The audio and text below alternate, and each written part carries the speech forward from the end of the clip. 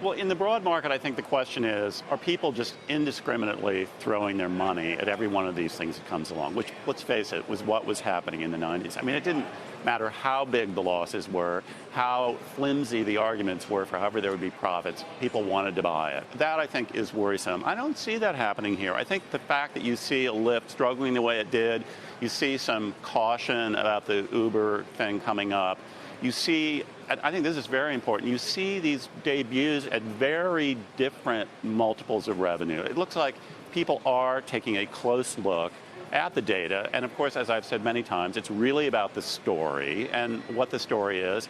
I think you're seeing some discernment going on in the market, and I think that shows it's not a 90s situation. And to the extent you've been focused or will be focused on Uber, give us your latest thoughts. Well, I'm totally fascinated by the Lyft-Uber rivalry here. I mean, what really leaped out at me was the growth rate in their core ride-hailing business, which for the last 6 months was basically flat.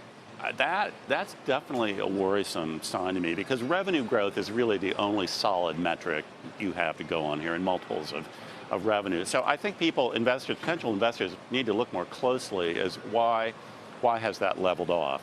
On the other hand, I do think that this is a duopoly. Maybe there is room for a third party here. I mean, in this ride sharing, you definitely have these network effects that the internet has really made possible in so many areas. You want the company that has the most drivers so that they can get quickly to pick you up, and you want the company with the lowest prices, which is an economy of scale model, which also suggests there's only going to be so many players here.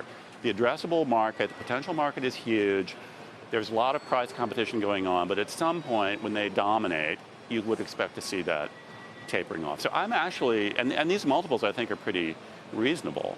Now I look at, Pinterest and Zoom, I'm actually a little more nervous about those given the threat of competition. In the case of Zoom, you've got some big players who have been doing video conferencing, and I don't know enough about Zoom to know what its technological edge might be, but I would want to look very closely at that to see if, the Verizons and the AT&Ts of the world can't simply replicate that, or one of the other tech companies. Cisco is another name. And the same thing with Pinterest. Is this another Snap? I mean, it's a video, it's a photo sharing thing, and I think it does have some clever things going for it, these communities of interest, some of them very narrow, very shopping oriented.